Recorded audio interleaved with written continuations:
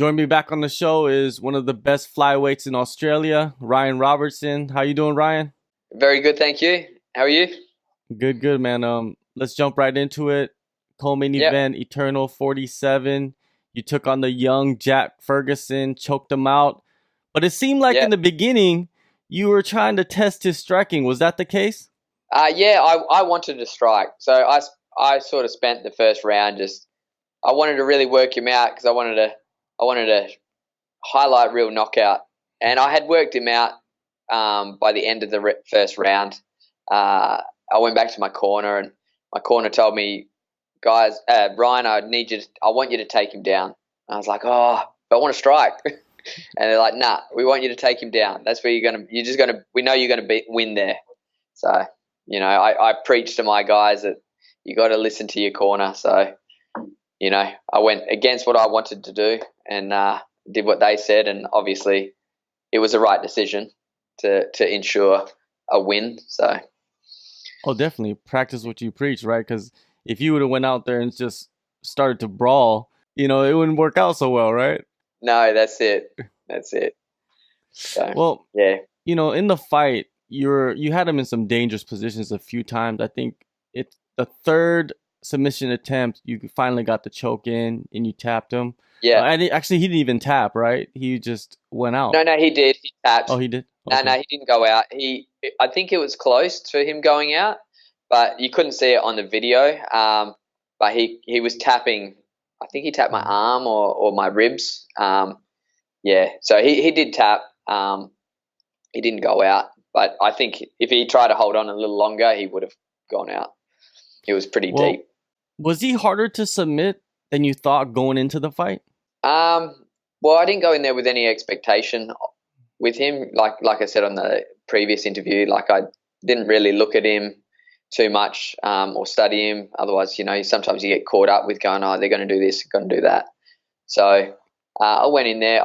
Although I did get his back, and he did really well at defending that. So, and then the first Darce choke attempt, he did really good at defending that. So, I just had to take my time and sort of pick the right opportunity to really sink in and try and squeeze pretty hard.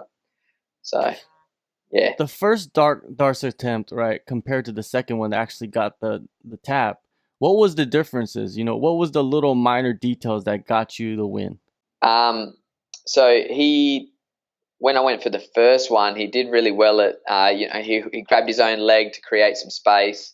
And then that was just sort of turning into a bit of like trying to outmuscle his technique, which I didn't want to do because I didn't want to like gas my arms or anything like that. And then what happened? I was going to try and adjust for it, but then he defended and regained guard pretty quick. But yeah, the second time, as he come to his knees, I was like, I saw the opportunity, so I got it really, really deep, and then switched to the other side.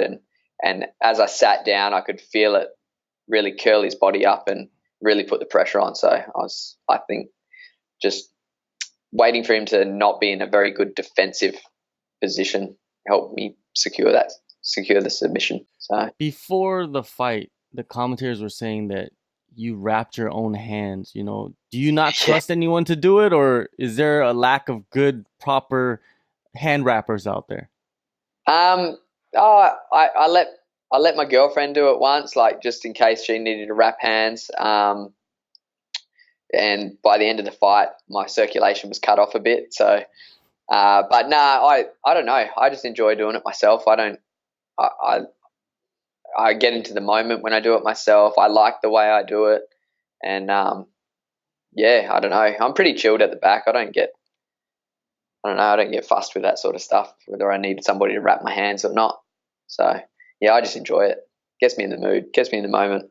Do you usually wrap a lot of people's hands? Because when you go to like regional shows, some guys, they don't know how to wrap their hands, and they don't have someone to wrap their hands, so they might come to you, right? And then you're wrapping everybody's hands. I've Is done that that. the case sometimes? I am.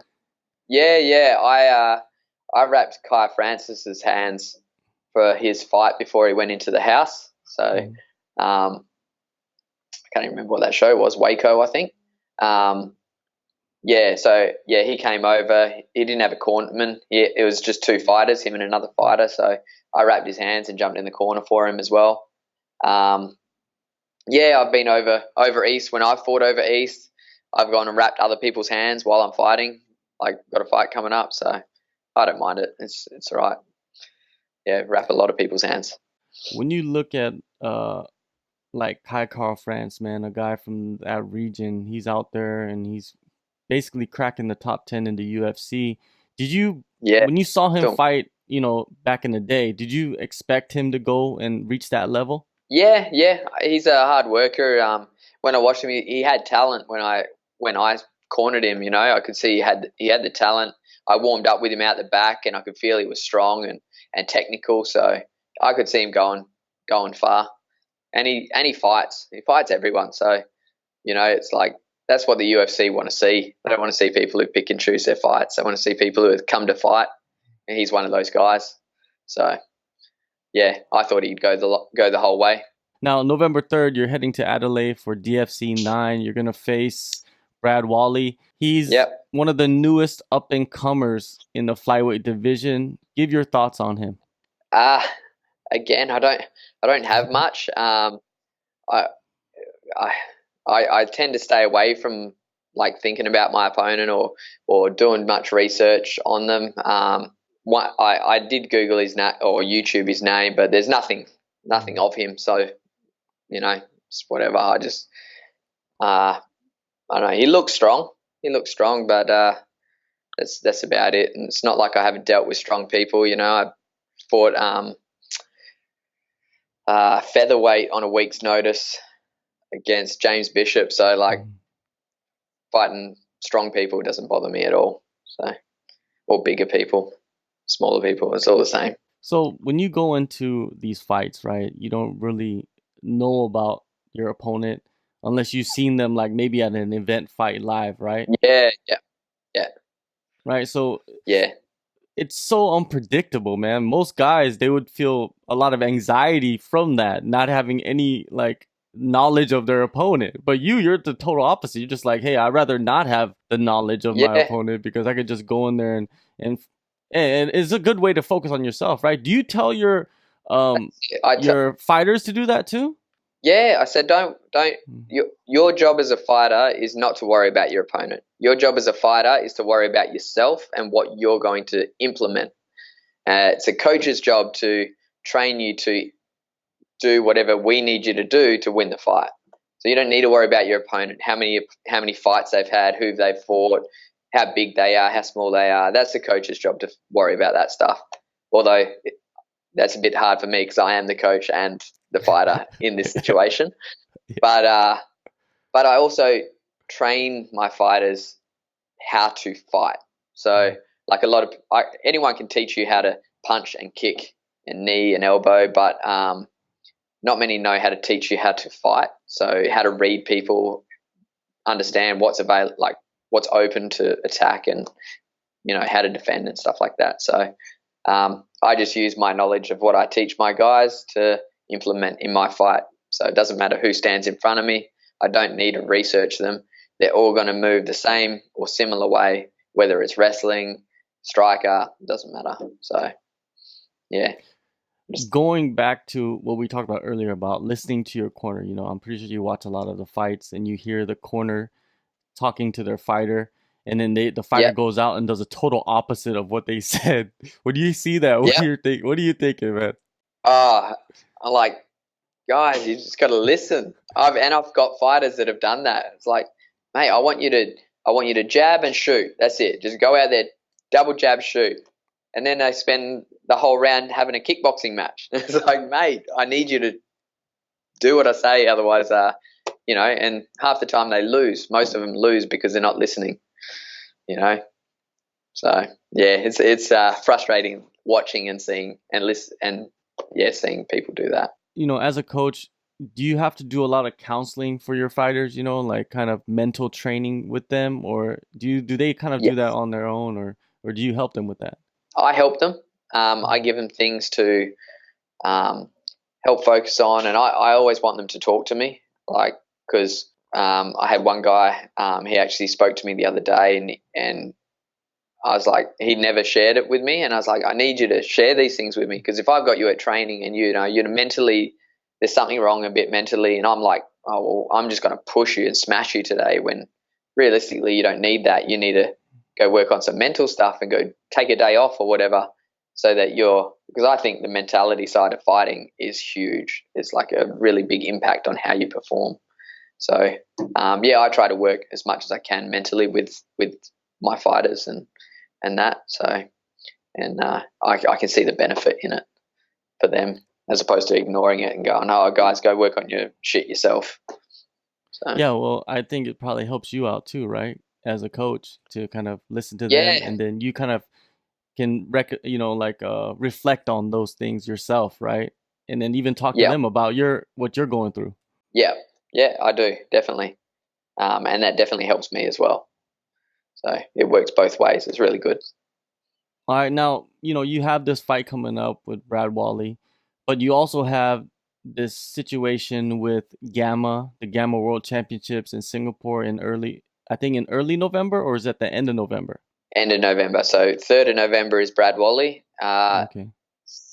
18th of November to 24th of November is Gamma. How did you get hooked up with Gamma? I just got a message asking if I would like to be part of the team, and yeah, I thought, why not jump on that, represent Australia, also possibly win a contract at one. So yeah, it's like, got the message and it's like, yeah, why not? I know you're trying to raise funds for Gamma. Gamma is not are they sponsored by anybody, or the So teams have to sponsor themselves? they're sponsored by one championship. The coaches or the committee or whatever it is that's running it are trying to get sponsors so that they help provide for the fighters as well, because it's expensive going to Singapore to go do this. The Gamma are paying for accommodation and food, I think. So I know the accommodation's paid for. So, that's one big expense that's covered for us as fighters, which is really good. If they didn't cover that, I probably wouldn't have been able to go. But yeah, they're trying their best to help out with sponsoring, team outfits and anything that they can. But yeah, it's just still trying to raise some money for, you got to get like medicals done, and you got to pay for your flights and little things like that. I've also adding a little bit more in there. I'm working with a dietitian now, Sarah from Elite Fight Nutrition, which I've never done before. So that's showing a real big benefit already. So yeah, just trying to raise money for all those little odds and ends that build up, end up costing money. If someone wants to, donate and help the cause, how would they do that? Yeah, the link is in my Instagram page, Ruthless Ryan Robertson MMA. There's links there in my bio, and I also share it on my Facebook page, which is also Ruthless Ryan Robertson MMA. Pretty easy to find. So or it's through GoFundMe. I don't know how you find it through GoFundMe, but yeah, maybe GoFundMe.com or something, right? Yeah, yeah, that's it. Well, anything helps, right? Anything like $5. A lot of people would think like, $5 is nothing, but that helps, man. If you got 20 people sending $5, right? Yeah, that's it. Like, yeah, there's no amount that doesn't help. Any little bit helps, and it all adds up in the end. I've had people donate $10. I had a young kid, really nice kid. When I fought on XFC, this kid was fighting one of the Muay Thai fights. Young kid, and he was like real nervous out the back. And I know he doesn't make money. He's like 17 or 16 years old, and he donated $15. And I know, like, to him, that'd be a lot of money.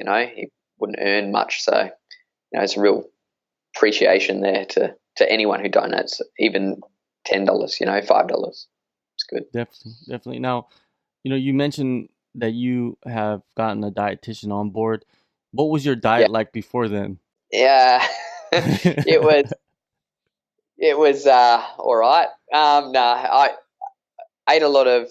I basically ate whatever I wanted. really. That was my diet. I ate what I wanted. I had a lot of iced coffees and stuff like that. A lot of ice cream and just, stuff that you shouldn't really have for performance and that. And then when I dieted for a fight and cut weight for a fight, I basically went to eating nothing and training on nothing. So now working with Sarah, I'm eating more. I'm eating healthy, a lot healthier, and I'm eating a lot more, but still losing the weight. I'm looking a lot leaner and a lot more healthier, and I've got some more energy to train with as well. So, yeah, it's been really beneficial. Yeah, man. Well, you got a busy month coming up in November. You got a fight in the beginning, and then when you go to Singapore, how many fights could you possibly go through to get a contract? Just worked that out today. Just worked it out. I think it's 5 in 2 days. Wow. So, yeah, 3 on the first day and then 2 on the second day. But also the day before I fly out, I've got one of my other fighters, Mark Familari, fighting for a state title in Muay Thai. So I'll be cornering him and then flying out the next day. So, yeah. And then I come back for a week, and then I fly back to Singapore for Christie for OWS. Man, you're like one of the busiest guys that I know that's doing, martial arts, MMA, everything, Muay Thai. You're doing everything out there, and it's incredible, man. I'm honored to be talking to you all the time about your journey, because right now you're at that point where you could be on the cusp of getting signed by a major promotion and getting good money for investing all this time and all this energy in your life to this sport. I hope so. Yeah, I hope so. Thanks. I really enjoy being on the show every time you call, so it's really good. Yeah, man, it's always fun chatting, man. I'm gonna be watching closely to what happens on November 3rd, and then when you go to Gamma, will it be on the Super app? Could that be possible? I think it's on the. I think it'll be on the One app. I'm not sure. Okay. I'll have to find that out, and I'm pretty sure it will be. But yeah, I'll have to find that out. Well, if it is, man, that means everybody can watch around the world. You can watch on the One app in Australia, right, for free. Yes, yeah. I think you can watch it anywhere in the world and it's free. Yeah. Yeah. So it's gonna be incredible, man. Your November is gonna be fun. First off, November 3rd, DFC 9. Yeah. Brad Walley. Then you go to Singapore on November 18th, right? To the 24th or something like that. Great, man. It's always fun, Ryan, speaking with you, man. And if you want to support Ryan, go to his Facebook, go to his Instagram, click the link, and send him some love, right? Yeah, Thanks, that'd Ryan, be really appreciated. Awesome. Thank you.